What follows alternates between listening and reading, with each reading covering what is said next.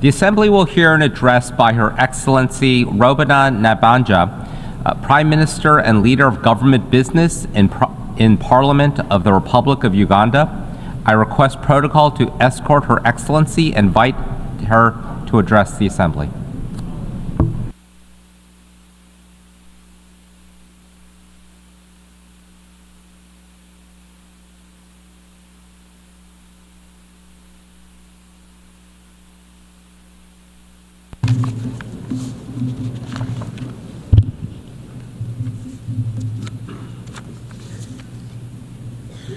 Your Excellencies, ladies and gentlemen, I bring you warm greetings from His Excellency Yoweri Kaguta Museveni, the President of the Republic of Uganda, and the people of Uganda. I congratulate His Excellency Mr. Philemon Yang on his election as President of the 79th session of the UN General Assembly, and I assure him of Uganda's full support. I commend His Excellency Mr. Dennis Francis, former President to the General Assembly, for his stewardship of the 78th session of the General Assembly, and equally pay tribute to the Secretary General, His Excellency Antonio Guterres, for his commitment to the work of the United Nations. Mr. President, in the face of the current global shocks occasioned by multiple human, natural, ecological, sociological, and financial crises, we can all agree that the world is not in a good place. Today, the negative consequences of disunity have given rise to conflicts, global instability, interstate rivalry, and has worsened the already existing problems of poverty, hunger, and disease in many parts of the world. There is therefore need to recommit ourselves to a common identity of shared humanity in the modern global village. As people of the United Nations, we should live by the Charter of the United Nations with a sincere determination to save future generations from the scourge of war. We should fully commit ourselves to upholding the dignity and worth of human person for peaceful coexistence and tolerance regardless of our differences in values, cultures, race, ideologies, and religions without political, military threats or dominion by war. Your Excellencies, we must resolve our political commitment for the full implementation of the globally agreed frameworks for the promotion of socio-economic development and advancement of all people. In this regard, Your Excellency, urgent action is required to address global inequalities with regard to poverty, hunger, and disease, which continue to affect disproportionately the poorest and most vulnerable. Therefore, this is the time to ask the following questions. Why have we failed to forge stronger international cooperation in response to collective global challenges? The second question is, why is it that, in spite of the multiple global commitments derived through conceptually formulated solutions, decisions, and commitments, do all these remain unimplemented? This year's General Assembly, unlike others, should seek to answer these questions. Mr. President, we are all aware that most conflict drivers begin as unresolved local or regional tensions or problems, which become increasingly complex, sometimes involving multiple actors. Regional conflicts must be addressed comprehensively beyond security, with the need for broad and strong political commitments by the regional governments. Uganda believes in the peaceful resolution of conflicts wherever they occur. We are at the forefront of promoting regional peace, security, and stability necessary for economic development. In this respect, Uganda encourages international partners to support local and regional-led initiatives or solutions for building peace and stability as prerequisites for sustained and inclusive economic growth and development in our countries and regions. We call on the increased collaboration by the international community to eliminate or reduce the incidence of conflicts caused by factors such as inequality, climate change, pandemics, new technologies, transitional organized crime, and terrorism. Uganda believes that the benefits of this world must be shared with all humanity and detests all forms of exclusion by the relatively few wealthy nations.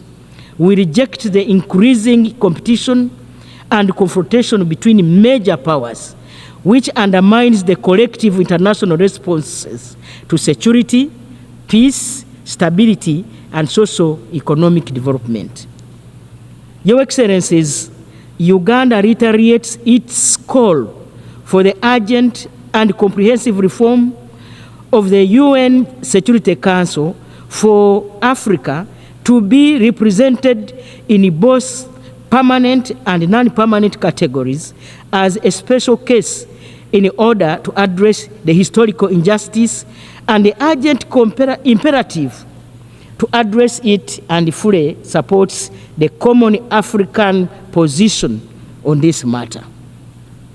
The African Union Committee of 10 heads of state under the leadership of the Republic of Sierra Leone has been pursuing the mandate to promote, advocate, and canvass for support of the common African position on the reform of the United Nations Security Council as stipulated in the Ezurini Consensus and the Sati Declaration. The position is that Africa should have 2 permanent seats with a veto if others have it, and 2 additional non-permanent seats on the Security Council. The Committee of 10 since 2005 has been driven with the hope and conviction of sovereign equality in representation and participation in intergovernmental negotiations for the reform of the UN Security Council to make it more responsive to the current circumstances to achieve a future of shared goals for humanity. The core aspiration is for Africa to get representation in United Nations Security Council as equal partners and make a contribution to multilateral systems that should become inclusive, equitable, and work for international peace and security of all without paralysis or succumbing to parochial interests of major powers. Mr. President, we demand for the right to development as equal members of the international community without any preconditions and politicization, for greater human dignity, freedom, and socio-economic injustice. We call for fair access to means of production, technology, and capital for the socio-economic transformation of our economies in line with our national legal frameworks and development plans. Uganda believes that the perpetual preservation of poverty and inequalities in developing countries undermines the fundamental human rights, in particular the rights of the marginalized and the poor, and remains a threat to international peace and security, which should no longer be overlooked. Uganda, as a chair of non-allied movement, will work with countries of the non-allied movement as well as other countries on the intergovernmental processes that shall lead to the adoption of the UN Covenant on the Right to Development. Mr. President, financing remains one of the greatest challenges that undermine the efforts of developing countries to fully implement the 2030 Agenda for Sustainable Development and achievement of its 17 sustainable goals. Borrowing is critical for financing investments in sustainable development. Sovereign debt is an important tool for financing sustainable development, enabling low-income countries to invest in infrastructure, health, education, and other critical areas. We emphasize that loans to low-income developing countries should be concessional and at zero interest rate. This will enable our countries to finance productive investments, including building infrastructure to improve connectivity, make debt sustainable in the long run, and spur economic growth, which will in turn help to improve domestic tax collection and raise revenues. Uganda, like other developing countries, faces constraints of domestic resource mobilization due to limited tax base. We call for strengthening of the international cooperation in tax matters to ensure that it is effective and inclusive by making multinational corporations pay taxes in countries of their operations, including collecting revenue generated by e-commerce in cross-border transactions. Mr. President, we fully support the ongoing discussions on adoption of the UN Framework Convention on International Tax Cooperation and call upon all countries to negotiate constructively. We also call for the strengthening of international cooperation in the prevention of and combating illicit financial flows, with a view of ensuring that all illicit funds, all resources, including assets, are returned to their countries of origin.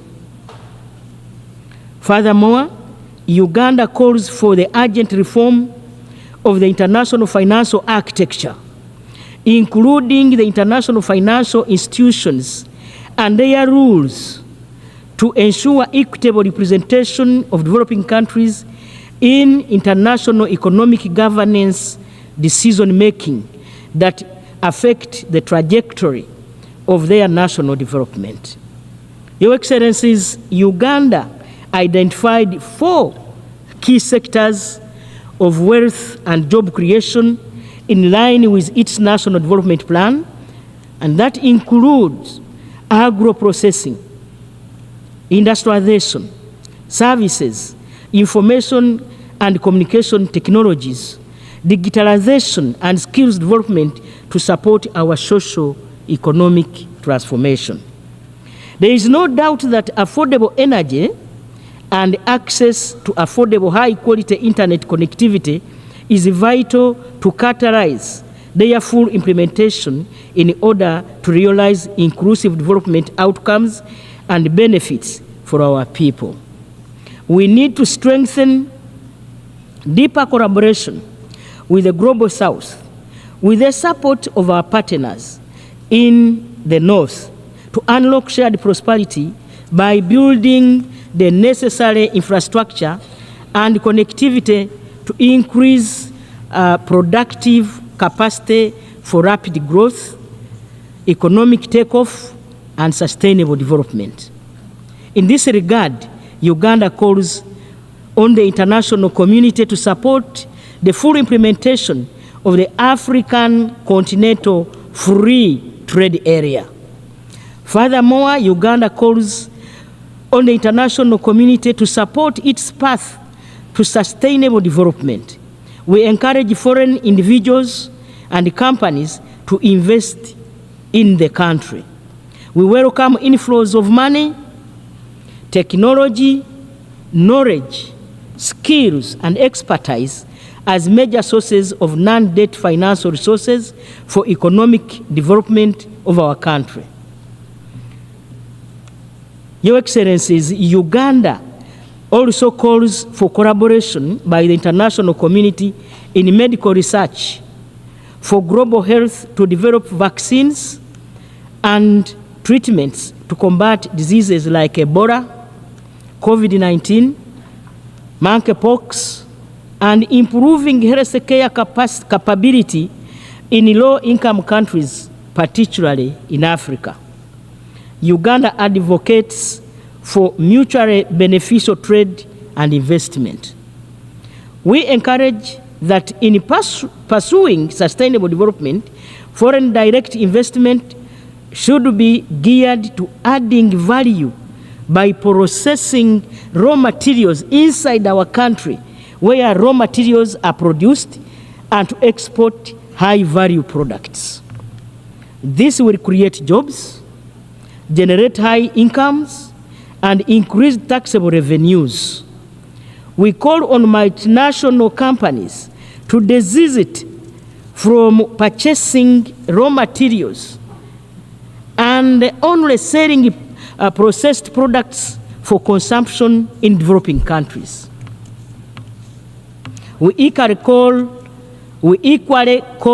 on developed economies and multilateral multinational companies that buy raw materials to process them and add value in their countries should take measures to institute policies that allow sharing the profits they generate in the value chain with the low-income raw material producing countries where it is sourced for shared prosperity.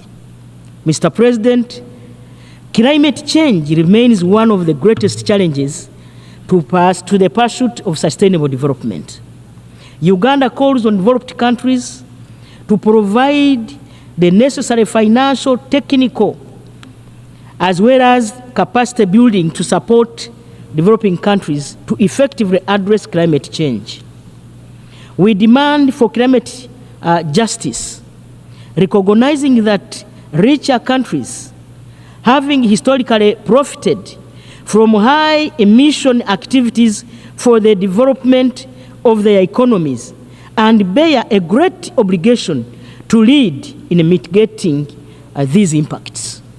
Therefore, high-income countries should reduce their emissions and equally support developing countries in their gradual transition to low-emission development pathways without using the environment as a political and economic tool to block or slow down their development. We emphasize that climate finance should be additional to official development assistance.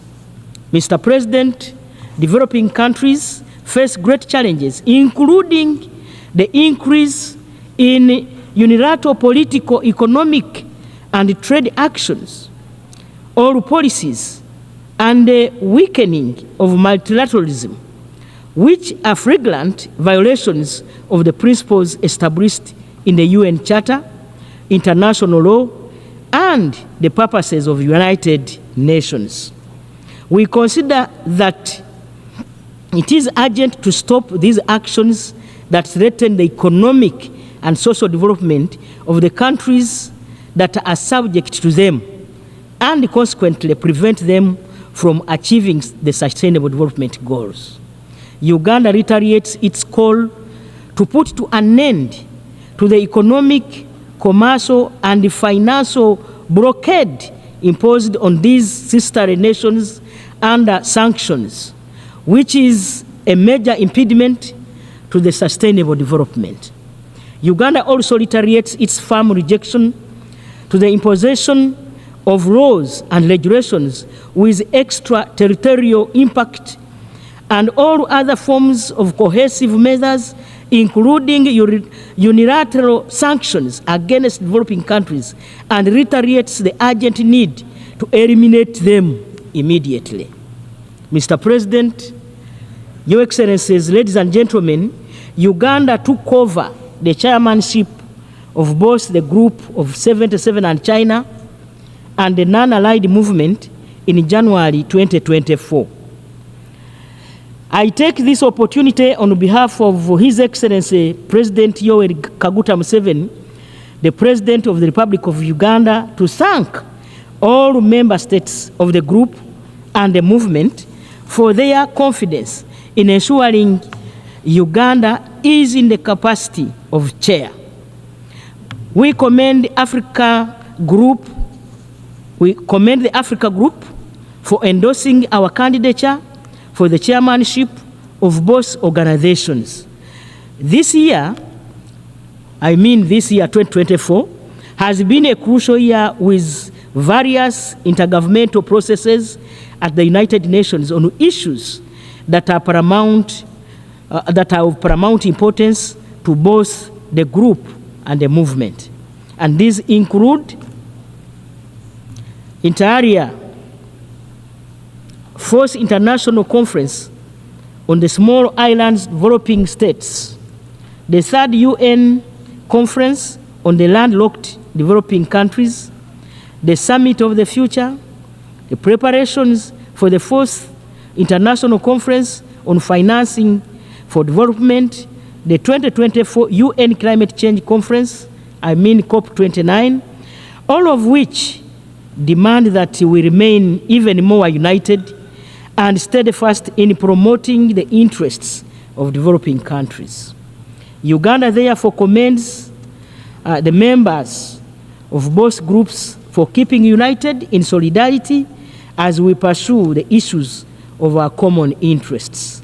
In conclusion, Mr. President, Uganda will continue with this stewardship, working together in solidarity to achieve a revitalized multilateral system which is capable of adequately addressing current and emerging global challenges.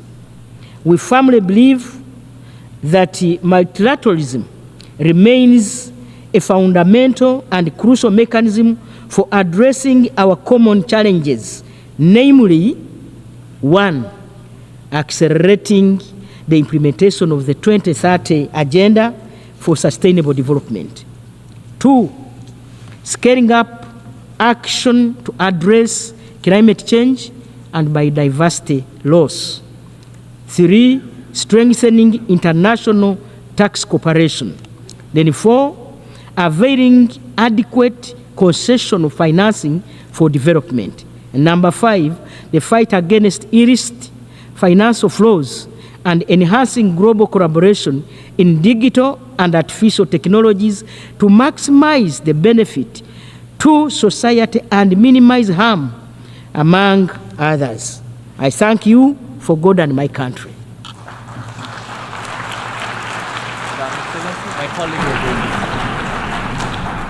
On behalf of the Assembly, I wish to thank the Prime Minister and Leader of Government Business in Parliament of the Republic of Uganda.